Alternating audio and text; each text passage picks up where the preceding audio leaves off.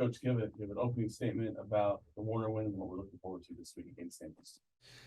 Just recapping Saturday night, it was a fun night for all involved in the lumberjack side of things, and we're able to play a lot of players. We suited up 96 players, 96 lumberjacks, and got 96 lumberjacks in the game. So a lot of guys on our roster, probably the last 30 or 40 guys that got their first collegiate action. We had 7 players score their first ever collegiate touchdowns. So that was fun to see, and just had a lot of fun.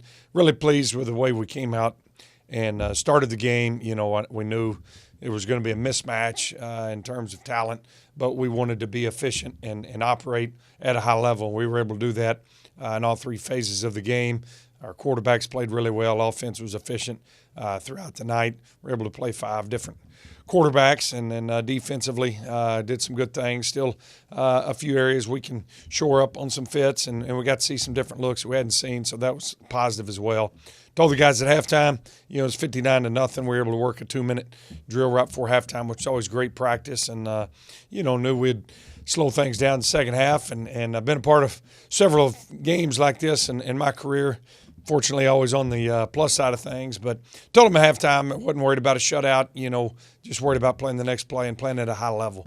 And really, really pleased they went out there and did that each and every play. Our young guys really, most of those guys out there in that fourth quarter, even some of the third, they've never even taken a snap, with offense or defense. They've been playing scout team all year. And so, but they played at a high level, held the standard, and had a lot of fun doing it. Because of that, we were able to hang on to the shutout, which is a team stat, first one around here since 2011. And so, got out of there in very productive fashion in all facets, across the board and up and down the roster.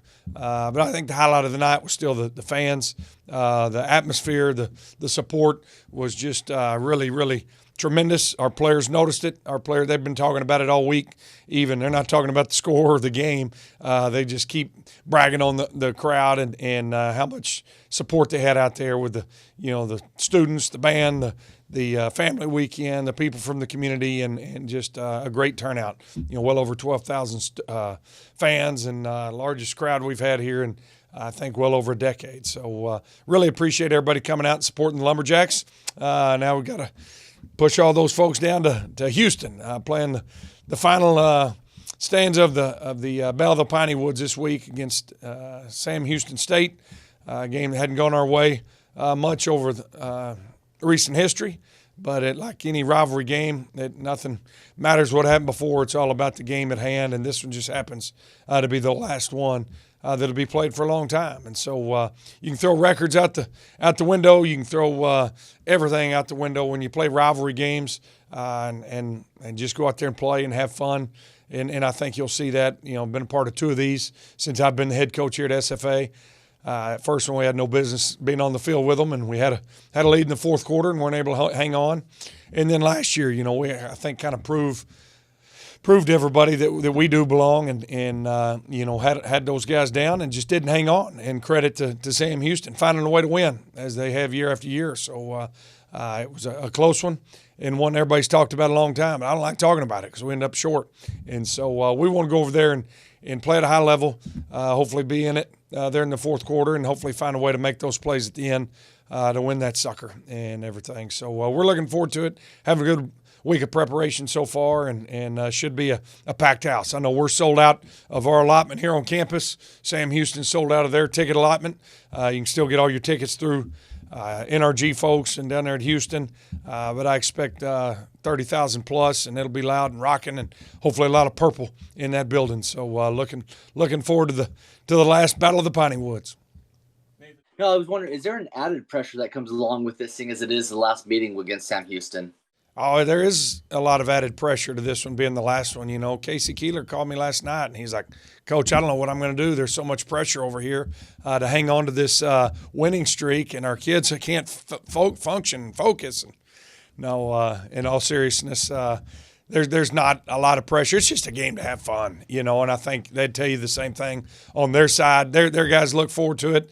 Coach Keeler and I have a good relationship, and except for on that day, obviously. But it's just a fun game to play, and it's houses are divided. There's families that are split, because the two schools are so close, and you've got uncles that went here and aunts that went there, and brothers and sisters go to different schools. And so for one day, everybody throws on their purple, everybody throws on their orange, and you don't like each other for about 3.5 hours. So it's a fun game. It's a fun game to play in, and we're looking forward to it. What are the chances, do you think, if any, of the rivalry being renewed, like maybe playing in non-conference play in a few years? Well, I think you'd have to ask them if they're willing to write a check, because it's going to cost them, $500,000 to get us to come over there to Huntsville. And, them being an FBS program now, there's just – I've got no appetite at all. I've got to do what's best for this program, and going and playing an FBS opponent at a neutral site makes absolutely no sense. So if we're going to play an FBS money game to help support SFA athletics and all the other programs, we're going to get paid to do it. And so if they want to keep this thing going, they can write us a big fat check, and we'll come over there and we'll keep it rolling. How do you feel like last week's win now, now that you come to this, come to Tuesday here, how do you feel like the response has been, like, as far as confidence level? Like, you feel like they're more confident and ready to go? Well, I don't know so much about confidence, just a better feeling. It's always good to win. It's hard to win football games, and we had to sit on that last loss for 2 weeks. So it's good to have a win. You just feel better. The sun shines a little brighter. The sky's a little bluer, and everything. You just feel a little bit better about yourself. And so that's been good, in terms of the morale of the team. But, in terms of confidence, it's just a matter of going out and handling your business. It's the third week 5. This game number 5 for us, and the third opponent we've played, that's a quote-unquote FBS opponent, have 85 scholarships compared to our 63. And so, we're swinging a little smaller bat than they are, but, we got good players and I think good coaches, and I think we're doing a good job getting them prepared. And I know our guys are going to go out there and play hard and give it all they got for 60 minutes. And you do that, you can hold your head high walking off a football field no matter what the score says. But you do that, score a lot of times goes in your favor. And so that's what we're hoping for Saturday. That's all I've got for you, Coach. Coach, in your words, what has this rivalry game meant to you, the players, the students, the alumni? In my words, what does this thing mean? There's a responsibility, I think, would maybe be the word I think of. We got here in 2019. It had been a bloodbath for several years, and like I mentioned earlier, that first year we weren't very good, but we went out there and played up and gave them a great game. They chose not to play in the fall of 2020, and so we didn't play that year. And then last year, obviously they were coming in ranked number 1 in the nation, and we had a really good football team, and we got after them for about 50 minutes, but we didn't finish that game. And I can't tell you how many hundreds of emails and texts I got. Oh, y'all should have won. Y'all beat them everywhere but the scoreboard. We didn't win.